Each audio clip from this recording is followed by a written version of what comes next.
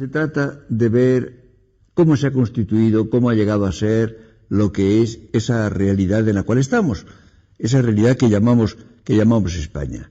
Hay una continuidad histórica, hay por otra parte una continuidad de escenario, de localización. Naturalmente, en el tiempo tan breve de que disponemos, no se puede contar esa historia, simplemente lo que podríamos llamar el argumento de la obra y nada más. Hay que preguntarse cómo ha nacido esta realidad que llamamos España. Naturalmente, el punto de partida es el territorio, es la península ibérica, que es una realidad que tiene una unidad variada, muy compleja, pero que parece destinada, incluso desde el punto de vista geográfico, a llegar a ser la patria de los españoles cuando hubiera españoles, porque naturalmente no empezó por haberlos. Yo creo que, en definitiva, es un escenario en el cual se van a encontrar diferentes personajes a los cuales se van a ir añadiendo sucesivamente a lo largo de la historia otros, y entonces se va a desarrollar en ese territorio, en ese escenario, un drama en varios actos. Un drama, en definitiva, con ingredientes y recursos que van cambiando, pero poco a poco se va a constituir, diríamos, un argumento de ese drama, de la vida colectiva, que en cierto momento podremos llamar España, no naturalmente al comienzo. Ha habido un primer paso decisivo en la constitución de nuestra realidad, que es la romanización. Después de diferentes pueblos que coexisten, y no digo conviven porque no tienen relaciones entre sí, en general en la península ibérica, después de sucesivas invasiones parciales, se produce en la península ibérica la dominación romana. Esto fue decisivo en muchos sentidos. Por una parte, la península acabó por convertirse en una provincia romana o en varias provincias conexas, es decir, lo que llamaban Hispania.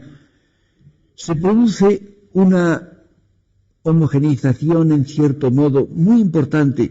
Por ejemplo, empieza a haber comunicaciones. Hay algo que solemos olvidar mucho y que es muy importante. España está llena de calzadas, todavía quedan calzadas romanas. Las calzadas romanas eran el equivalente de la mecanización, de la motorización. Era lo que hacía posible que se circulara y que los lugares se comunicaran entre sí. Hay un hecho que a mí me sorprendió cuando lo investigué hace bastantes años, y es que en la época de Caracalla había aproximadamente 30.000 kilómetros de calzadas en la península ibérica, lo cual es extraordinario. La red de calzadas, militares unas, civiles otras, componían unos 30.000 kilómetros. Es decir, la península ibérica era transitable, estaba comunicada entre sí y con el resto del Imperio Romano, incluso con Roma. Se produce además un fenómeno muy importante, que es la implantación de un derecho, el derecho romano. Por primera vez hay un derecho vigente en la totalidad de Hispania. Hay una organización municipal, hay, y esto es decisivo, una lengua. En la península ibérica se hablaba multitud de lenguas que no tenían que ver nada entre sí, evidentemente, y sobre todas ellas se superpone el latín, la gran lengua desarrollada, perfecta, en la cual se podía expresar todo el pensamiento y la belleza literaria.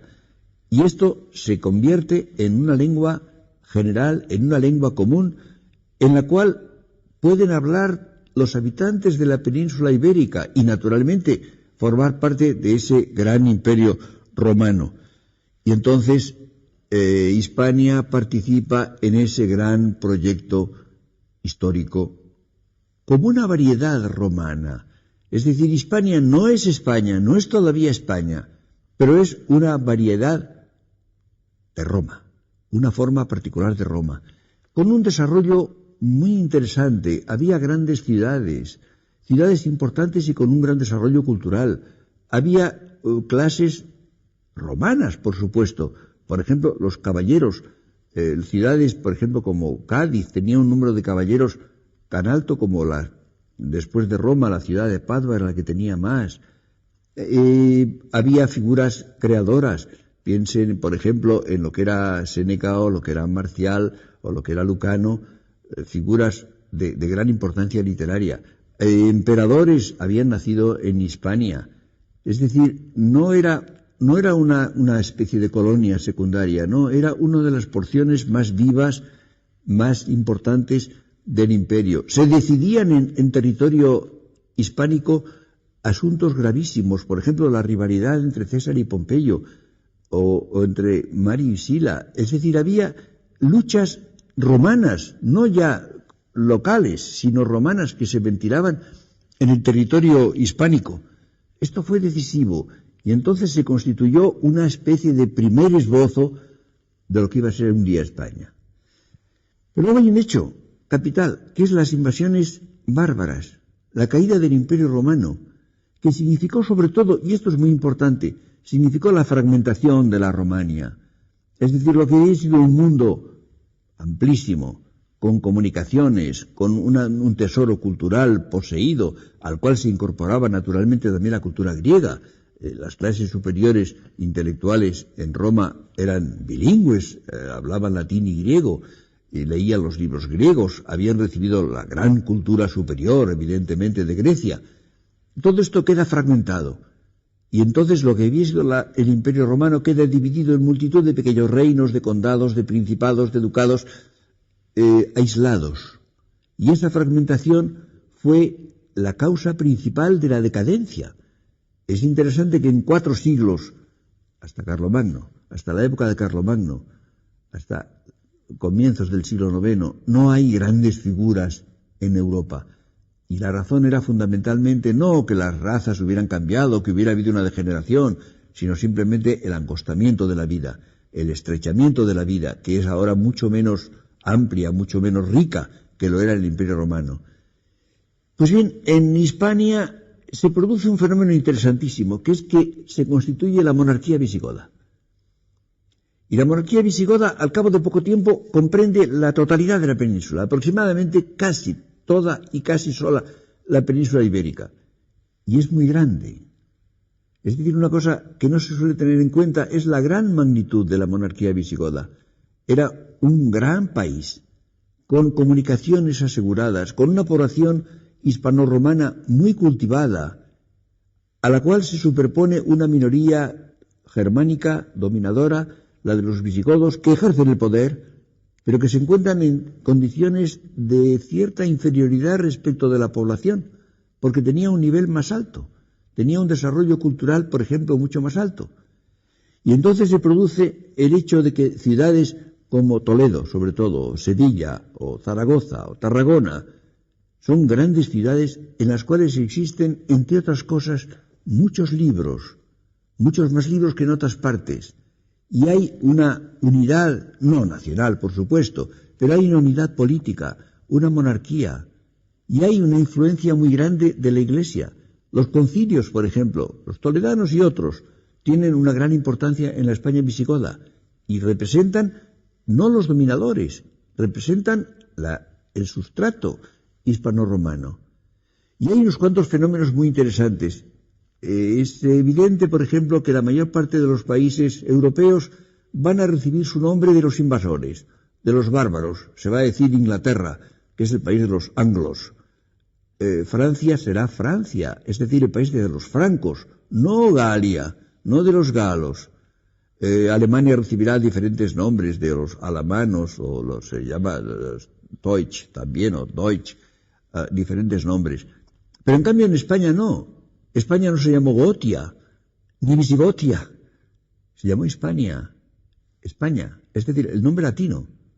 Esto es muy importante. No se habló una lengua germánica, se siguió hablando latín, con algunas voces germánicas, muy pocas por cierto. La aportación germánica a la lengua española es muy limitada. Y sobre todo, los visigodos eran arrianos, eran cristianos, pero no católicos. No tenían la religión ortodoxa católica, sino la herejía arriana.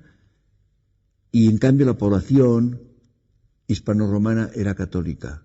Pues bien, lo interesante es que al cabo del tiempo, justamente en tiempo de Recaredo, se impone a la corte visigoda, al rey y a la corte, la convicción de que la religión superior es el catolicismo, y Recaredo se convierte y entonces se logra un tipo de unidad también religiosa, lo cual fue decisivo. Pero entonces se produce, diríamos, la superposición del sustrato hispano-romano sobre los dominadores, que eran pocos. Eran aproximadamente quizá 200.000 los visigodos, que eran un pueblo, no eran solamente un ejército, eran un pueblo con mujeres y con niños, pero quedan en definitiva pronto subordinados, no políticamente, conservan el mando político, pero desde el punto de vista de la población misma, de la vida cultural, quedan subordinados a lo que era más importante, es decir, a la población hispano-romana. Y entonces esto va produciendo una conciencia de unidad. Repito, no nacional, porque no ha habido naciones hasta fines del siglo XV. En ninguna parte de Europa no hay naciones. Cuando se habla de naciones medievales esto es un puro error. Había otro tipo de unidades, naturalmente. Y España era una unidad, era la monarquía visigoda, no una unidad nacional, pero sí efectivamente una unidad. Y empieza a haber conciencia de una cierta grandeza. Es evidente, por ejemplo, que hay un patriotismo de la España visigoda del cual participan no ya los dominadores, sino los que no eran visigodos. Por ejemplo, esa conciencia de entusiasmo la tiene San Isidoro, el arzobispo de Sevilla.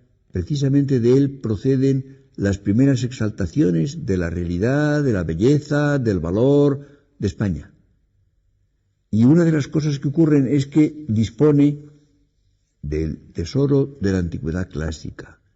Precisamente por existir en España tantos libros que no había en otros lugares, pudo conocer la cultura clásica, la cultura griega y la cultura latina, y pudo escribir obras, especialmente sus famosas etimologías, que fueron un libro de influencia universal, de influencia extraordinaria en la totalidad de Europa.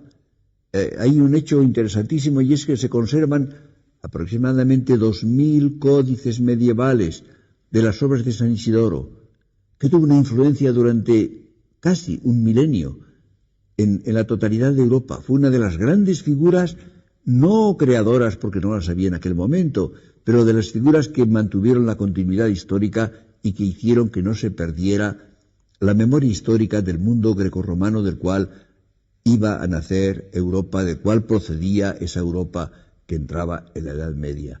Es, por tanto, en definitiva, el nacimiento de España se produce justamente en la época visigoda.